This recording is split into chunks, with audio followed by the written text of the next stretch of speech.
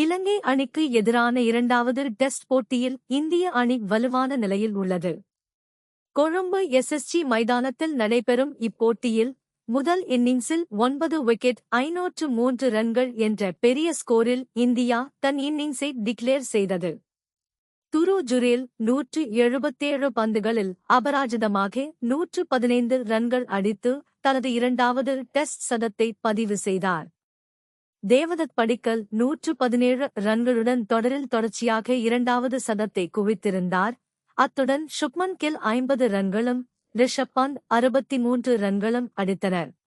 இலங்கை பந்துவீச்சாளர்களில் அசித பெர்னாண்டோ 4 விக்கெட்டுகள் வீழ்த்தி சிறப்பாக பந்து வீசினார்.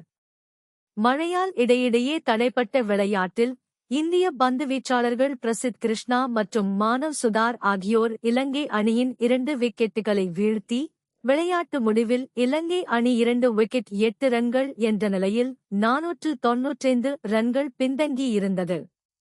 முதல் டெஸ்டில் 165 ரன்கள் வித்தியாசத்தில் வென்ற இந்தியா தொடரில் 1-0 என முன்னிலையில் உள்ளது.